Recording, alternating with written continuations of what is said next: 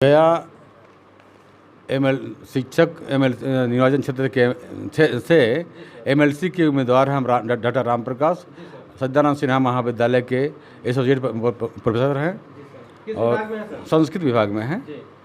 और हम अपने सम्मानित साथियों शिक्षकों से अनुरोध करना चाहते हैं, ये कहना चाहते हैं कि आप एक शिक्षक हैं। शिक्षक की एक गरिमा होती है, शिक्षक की एक अहमियत होती है और शिक्षक की इसीलिए शिक्षक को गुरुजी कहा जाता है। अब किसी शिक्षक या गुरुजी को किसी रुपये पैसे से अथवा किसी बख्श से खरीदा नहीं जा सकता है और इसीलिए हम शिक्षक के अहमियत गुरुजी का सम्मान करते हैं, क्योंकि हम भी शिक्षक हैं। इसलिए अपील करते हैं कि गया शिक्षक निर्वाचन क्षेत्र से डॉक्टर राम प्रकाश के नाम के सामने क्रम संख्या 4 पर 1 लिखकर सफल बनावें। सर, आप चुनाव जीतेंगे तो आपका क्या मतलब आप इन लोगों के लिए करेंगे? मैं चाहता हूँ हमारे चुनाव जीतने के बाद जो हमारे शिक्षक गण हैं उनकी बहुत सी समस्या है। पहली समस्या ये है कि सबसे प्रमुख समस्या है जो लगभग सभी के लिए है कि जो सरकारी कर्मचारी हैं अथवा शिक्षक हैं, किसी कॉलेज में हैं, विश्वविद्यालय में हैं अथवा स्कूलों में हैं, गवर्नमेंट ने उनका पेंशन को ख़त्म कर दिया है। अब पेंशन कोई गवर्नमेंट की दी हुई भीख नहीं है। ये सुप्रीम कोर्ट ने भी इस पर कहा है कि पेंशन सरकार की दी हुई भीख नहीं है।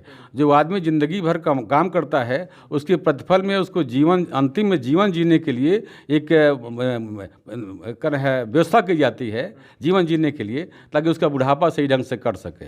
लेकिन दुर्भाग्य है कि सरकार ने पेंशन बंद करके शिक्षक को अंतिम जीवन नरक बनाने के लिए जो किया है वो सही नहीं है। इसको समाप्त करने के लिए हम प्रयास करेंगे। हम चाहेंगे कि अपने स्तर से कम बिहार गवर्नमेंट ही जो भी शिक्षक हैं उनको पेंशन मुहैया करावे, ताकि उनका बुढ़ापे का जीवन सही ढंग से कर सके, ज़्यादा दिक्कत ना हो।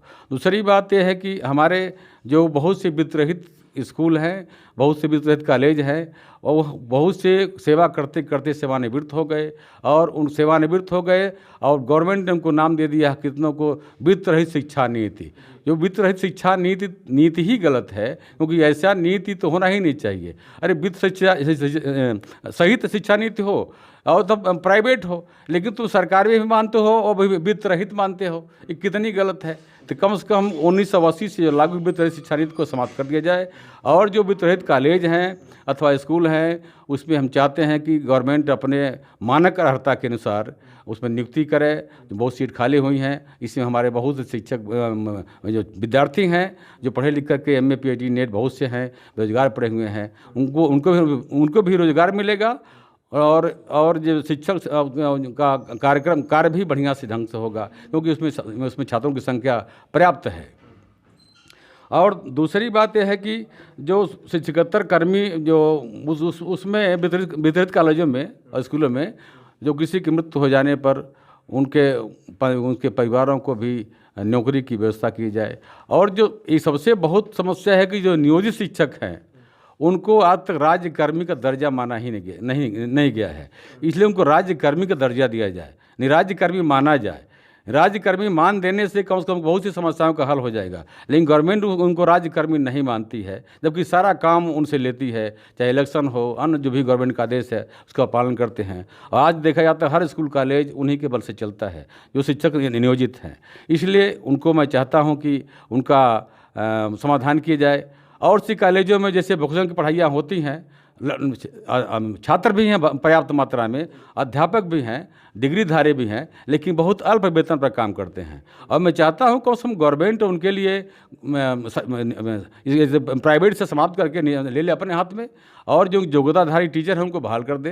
जो योग्यता नहीं है उनको अलग कर दे, कोई हमको आपत्ति नहीं, लेकिन जो कि MA है या जो भी डिग्री है PG है, उनके पास नेट है, बहुत तो PhD है, बहुत सी किताबें लोग लिख चुके हैं, उनको सरकारी माने और ताकि उनको भी अच्छा सा एक पैसा मिल सके, अल्प वेतन भोगी न रह सके। इसी के साथ और भी जो स्कूल हैं जैसे मदरसे हैं और इसमें संस्कृत विद्यालय है, उनको 7वें वेतनमान के अनुसार वेतन नहीं मिलता है। तो हम चाहते हैं कि भारतीय संविधान में व्यवस्था है कि समान काम का समान वेतन, उसके तहत उनको भी वेतन मुहैया कराया जाए ताकि उनका भी जीवन अच्छे से कर सके।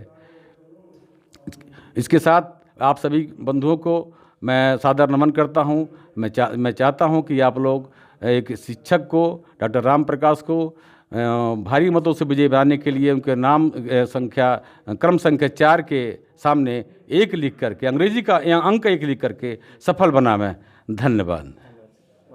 साथियों, नेशनल जनमंच को सब्सक्राइब करें, साथ ही बेल आइकन की घंटी को बजाएं।